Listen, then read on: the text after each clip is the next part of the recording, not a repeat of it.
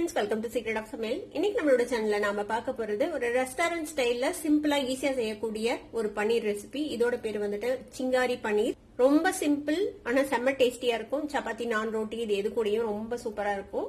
சரி வாங்க வீடியோக்குள்ள போலாம். இந்த செம்ம ஈஸியான ஒரு பன்னீர் கிரேவி எப்படி செய்யலாம் அப்படின்னு பார்க்கலாம். ஒரு மிக்சி ஜார் எடுத்துக்கோங்க. இதுல வந்துட்டு ஒரு 100 கிராம் அளவுக்கு பன்னீர் துண்டுகள் எடுத்து வச்சிருக்கிறேன். இதை வந்துட்டு இதுல மிக்சியில போட்டுக்கலாம். இதை ஃபர்ஸ்ட் ஒரு சுத்து கிரைண்ட் பண்ணிட்டு அதுக்கப்புறம் நம்ம பால் விட்டு அரைக்க போறோம். இப்ப இது மாதிரி கிரைண்ட் பண்ணியாச்சு. இதுல வந்துட்டு ஒரு கப் அளவுக்கு பால் விட்டு நம்ம இதை நல்லா ஸ்மூதா அரைச்சு எடுத்துட்டு வந்துடலாம். ஒரு கிரீம் மாதிரி பாருங்க. இந்த மாதிரி ஒரு நல்ல திக்கான ஒரு கிரீம் கன்சிஸ்டன்சில இந்த அரைச்சாச்சு. பேன் அடுப்புல வச்சிருக்கிறேன். இதுல வந்துட்டு கொஞ்சமா பட்டர் சேர்த்திக்கலாம். ஒரு டீஸ்பூன் அளவுக்கு பட்டர். கூடவே கொஞ்சமா எண்ணெய் சேர்த்திக்கோங்க. இல்லைன்னா பட்டர் வந்துட்டு கருகி போயிடும். இது கூட ஒரு 1/4 டீஸ்பூன் சீரகம் சேர்த்திக்கலாம். இது கூடவே கொஞ்சமா கசூரி மெத்தி, காஞ்ச வெந்தய இலை அதையும் சேர்த்திக்கோங்க. இது ரெண்டையும் நல்லா வறுத்துக்கலாம். இந்த சீரகமும் வெந்தய இலையும் பொரிஞ்சிருச்சு. இப்போ ஒரு 2 பச்சை மிளகாயும் இந்த மாதிரி பொடியா நறுக்கி வச்சிருக்கிறேன். அதை சேர்த்திக்கலாம். ஒரு வெங்காயத்தை இந்த மாதிரி ஃபைனா சாப் பண்ணி வச்சிருக்கிறேன். இப்போ இந்த மிளகாவும் லேசா வதங்கட்டும் இந்த பட்டர்ல. இந்த மிளகாவும் கொஞ்சம் சுருங்கி வதங்கிடுச்சு. இப்ப நம்ம சாப் பண்ணி வச்சிருக்க இந்த வெங்காயத்தை சேர்த்திக்கலாம். இந்த வெங்காயத்தையும் இந்த வெண்ணெயிலேயே சேர்த்து நல்லா வதக்கி விடுங்க. கொஞ்ச நேரம் நல்லா வதங்கட்டும். இப்போ வெங்காயம் ஓரளவுக்கு வதங்கி இருக்குது. லேசா சாஃப்டா இருக்குது. கலர் கொஞ்சம் சேஞ்ச் ஆயிருக்கு. இந்த ஸ்டேஜ்ல நம்ம ஒரு 3/4 டீஸ்பூன் அளவுக்கு இஞ்சி பூண்டு விழுது சேர்த்து இஞ்சி பூண்டு விழுதையும் இதோட சேர்த்து வதக்கி விடுங்க. பச்சை வாசனை போகட்டும். ஒரு நிமிஷம் இந்த இஞ்சி பூண்டு பேஸ்ட் போட்டு நல்லா வதக்கி இருக்கோம். இஞ்சி பூண்டு பேஸ்டோட பச்சை வாசனையும் போயிடுச்சு. இப்போ நம்ம அரைச்சு வச்சிருக்கிறோம்ல இந்த பன்னீரும் பாலும் சேர்த்து அதை வந்துட்டு இதுல ஊத்திக்கலாம். இது நல்லா மிக்ஸ் பண்ணி விடுங்க.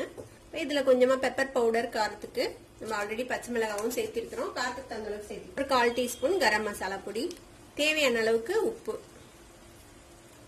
நல்லா மிக்ஸ் பண்ணி விடலாம். பன்னீர் சேர்த்திருக்கிறோம்ல அதனால இது சீக்கிரமே திக்காயிடும். ஒரு 2-3 நிமிஷம் நம்ம வந்துட்டு கொதிக்க விட்டுருப்போம். பாத்தீங்கன்னா தெரியும் நம்ம விட்ட பட்டர் எல்லாம் தெளிஞ்சு இந்த பால்ல இருக்கக்கூடிய அந்த ஃபேட்டும் சேர்ந்து எல்லாம் மேல தெளிஞ்சு வந்திருக்கு. நல்லா திக்காயிருச்சு இந்த கிரேவி. இந்த திக்னஸ் கன்சிஸ்டன்சி வந்துட்டு நீங்க உங்களுக்கு எந்த அளவுக்கு வேணுமோ கிரேவி அந்த மாதிரி நீங்க திக் பண்ணிக்கோங்க. இப்ப இந்த கிரேவி வந்துட்டு ரெடி ஆயிடுச்சு. இப்ப இதை வந்துட்டு சர்விங் பவுலுக்கு மாத்தி வச்சுக்கலாம். ஒரு பேன் அடுப்புல வச்சிருக்கிறேன். இதுல வந்துட்டு கொஞ்சமா பட்டர் சேர்த்திக்கோங்க.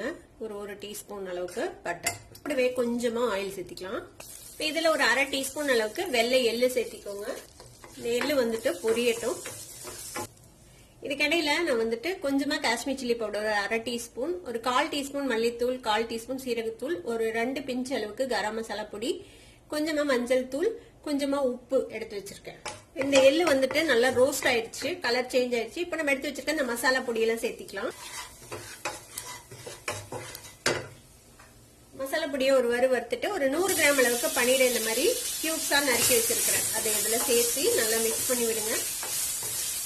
ரொம்ப நேரம் ஓவர் குக் பண்ணாதீங்க. பன்னீர் வந்து இல்லைன்னா ரப்பர் மாதிரி ஆயிடும். இது கூடவே கொஞ்சமா கொத்தமல்லி தழை நறுக்கி வச்சிருக்கிறேன். அதையும் சேர்த்துக்கலாம். கொஞ்சமா தண்ணி தெளிச்சு விட்டுக்கலாம்.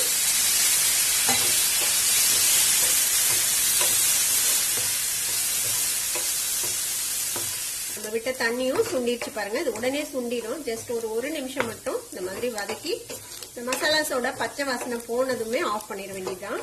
நம்மளோட பன்னீர் ரெடி ஆயிடுச்சு. ஆஃப் பண்ணிடலாம். இப்ப நம்மளோட இந்த கிரீம் பேஸ் கிரேவி ரெடியா இருக்குது. நம்மளோட இந்த பன்னீரும் ரெடியா இருக்குது. இப்ப இதை எப்படி சர்வ் பண்ணணும் அப்படின்னு பாக்கலாம். இப்ப நம்ம ரெடி பண்ண இந்த பன்னீரை வந்துட்டு இதுல மேல வந்துட்டு நீங்க வச்சு நீங்க வந்துட்டு சர்வ் பண்ண வேண்டியதுதான்.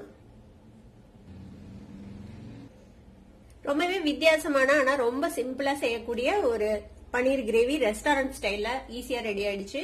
இது வந்துட்டு சப்பாத்தி, நான், ரோட்டி அதுக்கெல்லாம் ரொம்ப நல்லா இருக்கும். ட்ரை பண்ணி பாருங்க. ட்ரை பண்ணி பார்த்துட்டு எப்படி இருந்தது அப்படின்னு கமெண்ட்ஸ்ல ஃபீட்பேக் கொடுங்க. இந்த வீடியோ உங்களுக்கு பிடிச்சிருந்தா சப்ஸ்கிரைப் பண்ணுங்க. பக்கத்துல இருக்கிற பெல் ஐகானை கிளிக் பண்ணுங்க. அப்பதான் ஃபியூச்சர் நோட்டிபிகேஷன்ஸ் உங்களுக்கு உடனே வந்து சேரும்.